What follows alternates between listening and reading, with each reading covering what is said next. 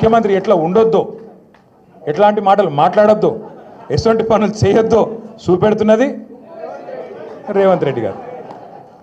నాకు తెలియక అడుగుతా, ఇప్పుడు ఇక్కడ ఇంతమంది వచ్చారు, మీరు పరిగికెళ్ళి లోపల చాలామందికి చాలా కష్టాలు ఉంటాయి. ఇప్పుడు కొద్దిగా సురేందర్ బయటపడ్డాడు, మల్లేష్ బయటపడ్డాడు, కొంత కష్టం గిట్లున్నది గట్లున్నది అని చెప్పారు. కానీ కడుపులో ఏమున్నా, ఆఖరికి జేబులో పైసలు లేకపోయినా, బాగా అప్పులున్నా, ఒక్కొక్కరి మీ నెత్తి మీద 50 లక్షల కోటి రూపాయలు అప్పున్నా, లోపల బనీని చినిగిపోయినా, బనీని పొక్కలు పడ్డా, బయటికి మాత్రం కడకంగి కద్దరంగి వేసుకొని షాన్ మే ఫరక్ నియానా అని చెప్పి బయట తిరుగుతాం. అంతేనా? అట్లే ఉంటామా లేదా? ఎందుకంటే అట్లుంటేనే మళ్ళీ ఎవడన్నా పైసలు ఇచ్చి ఓడిస్తాడు, లేకపోతే ఓడిస్తాడు అప్పు మళ్ళీ ఎవడు ఇయ్యాడు కదా. కానీ రేవంత్ రెడ్డి కథ ఎట్లుంది? నేను ఢిల్లీకి పోతే నాకు అపాయింట్మెంట్ ఇస్తలేరు, నేను దెబ్బన చెప్పులు ఎత్తుకపోతేనేమో అపాయింట్మెంట్ ఇస్తలేరు. ఎవడన్నా చెప్తాడు ఎట్లా ముఖ్యమంత్రి? ఈ విచిత్రం. ఇప్పుడు దబ్బన ఒక మాట అనుకో, నేను మహేష్ రెడ్డి అన్న దగ్గర అప్పు తీసుకున్నా, ఎంతో 1 లక్ష రూపాయలు అప్పు తీసుకున్నా అనుకో. తీసుకొని మహేష్ అన్న నాకు బాగా కష్టం ఉందే, జరా ఒక నెల రోజులు ఇస్తా అని చెప్పిన. మరి నేను నెల రోజులు నాకు వెళ్ళలేదు, నేను ఇయ్యలే. 2 నెలలు అయింది ఇయ్యలే, 6 నెలలు అయింది ఇయ్యలే. మహేష్ అని నువ్వుకుంటాడా? ఏమాయబాయి నువ్వు చెప్తివి, మస్తుగా చెప్తివి, ఇస్తలేవు, ఏం సంగతి అడుగుతాడా? అడగడా? నెల రోజుల్లో నేనే చెప్తి. మరి 6 నెలలు అయిపోయాయి, అడిగింది అనుకో. ఇక నేను ఏం చేయాలి? నిజానికైతే నిజాయితీలోనే అయితే, అరే 1 లక్ష వెళ్తలేవే, 50,000 వెళ్తున్నాయి, 50,000 ఇస్తా, ఇంకో 50,000 మళ్ళీ ఇస్తానా, ఇక మిత్తి మాఫ్ చేయరా, దండం పెడతా అని బతిమలు ఆడుకోవాలి. కానీ ఇవాళ రేవంత్ రెడ్డి కథ ఎట్లుంది?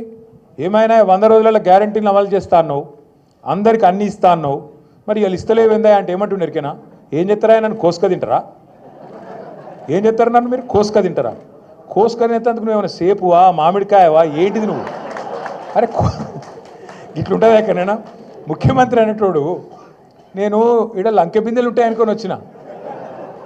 ఏం మాటలు అవి? ఏం అసలు మాకే పరిశాన్ ఉంది. సబితక్క ఇవాళ కాదు, ఇప్పుడే సత్యక్క చెప్పినట్టు, సబితక్క రేవంత్ రెడ్డి గారు జెడ్పీటీసీ కాకముందే మంత్రి అయిన మరి సీనియర్ నాయకురాలు. అట్లాంటి సీనియర్ నాయకురాలకి నిన్న మహేశ్వరం నియోజకవర్గంలో ఓడిపోయినమో కృషి మీద కూర్చోబెడతారట, గెలిచిన వాళ్ళని మాత్రం కింద కూర్చోన్నట్టు మనం పిచ్చోళ్ళ లెక్క వాడు కారు అట్లు ఇస్తుంటే, వాడు ఇంకోటి చేస్తుంటే, పోజులు కొడుతుంటే మనం చూడాలంట. అక్క ఏమనలే పాపం, కానీ కార్యకర్తలు ఊకుంటారా? ఊకోరు కదా. అరే మా మేడంకి అవమానం జరుగుతుందని లొల్లి పెడితే ఇలా హోంమంత్రిగా పనిచేసిన అక్క మీదికి గింతంత పోలీసు వాళ్ళు ఎగిరిపోయి రెచ్చిపోయి మాట్లాడుతూ ఉన్నాడు. నేను ఇలా పరిగి మాత్రమే కాదు, రాష్ట్ర వ్యాప్తంగా ఉండే కలెక్టర్లు, ఐఏఎస్ ఐపీఎస్ అధికారులకు నేను ఒక్కటే గుర్తు చేస్తున్నా, గుర్తు పెట్టుకోమని చెప్తా ఉన్నా. ఇలా మీరు పచ్చి అబద్ధాలు ఆడుతూ ఉన్నారు ఐఏఎస్ అధికారులు కూడా. మొన్న ఇక్కడ చూసిన నేను ఖైరతాబాద్లో ఒక ఐఏఎస్ అధికారి, ఒక ఐపీఎస్ అధికారి, ఇద్దరు చిలక పలుకులు పలుకుతున్నారు. ఏమని? 10 ఏళ్లలో ఒక్క రేషన్ కార్డు ఇవ్వలే. కాంగ్రెస్ వాళ్ళు మాట్లాడినట్టు మాట్లాడుతున్నారు. నేను వాళ్ళందరికీ ఒకటే చెప్తా ఉన్నా, ఎక్కువ టైం లేదు, 2-2.5 ఏళ్లలో మళ్ళీ మేమే వస్తున్నాం. ఎవరైతే ఎగిరెగిరి పడుతుండ్రో, ఎవరైతే అతి చేస్తుండ్రో, ఎవరైతే రేవంత్ రెడ్డి కంటే ఎక్స్ట్రాలు చేస్తున్నారో వాళ్ళందరికీ నేను ఒకటే మాట చెప్తున్నా. నేను ఇదివరకు కూడా చెప్పినా, మళ్ళీ కూడా చెప్తున్నా, బరాబర్ ప్రతి పేరు రాసి పెట్టుకుంటాం, ప్రతి ఒక్కరి మాటలు యాది పెట్టుకుంటాం. ఇదివరకు లెక్క మాత్రం ఈసారి ఉండదు, అన్ని లెక్కలు హిసాబ్ కితాబ్ సెటిల్ చేసే బాధ్యత నాది. సురేంద్ర ఒక మాట అన్నాడు, వాస్తవం అది. 10 ఏళ్లలో ఎన్నడూ మాకు ఇక్కడ అవకాశం రాలే అని ఒక మాట అన్నాడు, వాస్తవం. 10 ఏళ్ళు మేము ప్రభుత్వాన్ని నడిపినాం, రాష్ట్రాన్ని నడిపినాం. అంటే కొత్త రాష్ట్రం, కష్టపడి తెచ్చిన రాష్ట్రం, పిల్లగాళ్ళు చచ్చిపోతే వచ్చిన రాష్ట్రం, కేసీఆర్ నాయకత్వంలో కొట్లాడి తెచ్చుకున్న రాష్ట్రం. ఇటువంటి రాష్ట్రంలో ఇల్లు చక్కదిద్దుకున్నట్టు మరి కొత్త సంసారం, కొత్త కాపురం కాబట్టి బ్రహ్మాండంగా చేయాలి. మంచిళ్ళు ఏంది, పొలాలకు సాగునీళ్ళు ఏంది, సంక్షేమ పథకాలేంది, పరిశ్రమలేంది, చెట్లేంది, పర్యావరణం ఏంది, ఒక్కొక్కటి తపస్సు లెక్క తీర్చుకుంటూ వచ్చినాం. ఎలా గర్వంగా చెప్పుకోవచ్చు ఏం సాధించింది తెలంగాణ 10 ఏళ్లలో అంటే. సరే మనం 1.8%తో మనం ఓడిపోవచ్చు. ఇప్పుడే మహేష్ అన్న ఒక మాట అన్నాడు, కొత్తగా గిన్ని గ్రామ పంచాయతీలు చేసినాం, గిన్ని తాండా పంచాయతీలు చేసినామని. ఎప్పటి నుంచో చెప్తున్నారు కాంగ్రెస్ వాళ్ళు, 78కి వెళ్ళి తాండాలు పంచాయతీలు చేస్తామని. చేసిర్రా? మళ్ళీ కేసీఆర్ వచ్చినాకనే బ్రహ్మాండంగా ఇవాళ 3,400 తాండాలు, పల్లెలు, పంచాయతీలు అని చేసుకున్నాం.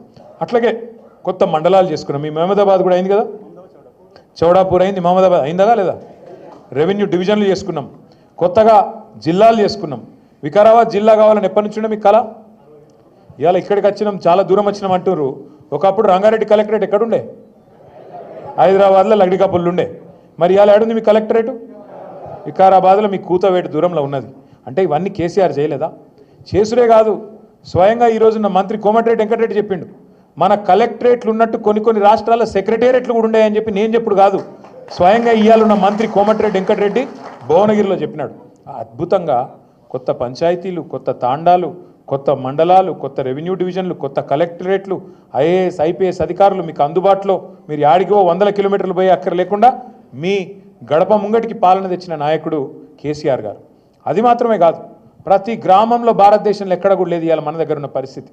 నర్సరీలు, పల్లె ప్రకృతి వనాలు, ఇంటి ముంగట నల్ల, అట్లాగే బ్రహ్మాండంగా ప్రతి ఊళ్ళో ఒక రైతు వేదిక, ప్రతి ఊరిలో ఇవాళ ప్రకృతి వనంతో పాటు డంపింగ్ యార్డు, అట్లాగే శ్మశాన వాటిక, వైకుంఠధామం ఎక్కడ ఉన్నాయా భారతదేశం? లేదు. ఎవరన్నా ముఖ్యమంత్రి ఇంత సూక్ష్మంగా ఆలోచించినోడు ఉన్నాడా? పల్లె ప్రగతి, పట్టణ ప్రగతి ఇంత పెద్ద ఎత్తున ఆలోచించి ఇవాళ ఈ వర్గం ఆ వర్గం అని కాదు, రైతులు కడుపులో పెట్టుకుని చూసుకున్నారు కేసీఆర్ గారు. 24 గంటలు కరెంటు వ్యవసాయానికి ఉచితంగా ఇచ్చిన ముఖ్యమంత్రి భారతదేశంలో ఎవరైనా ఉన్నారా స్వాతంత్రం వచ్చినాక? ఒక్కడే ఒక్కడు కేసీఆర్. 70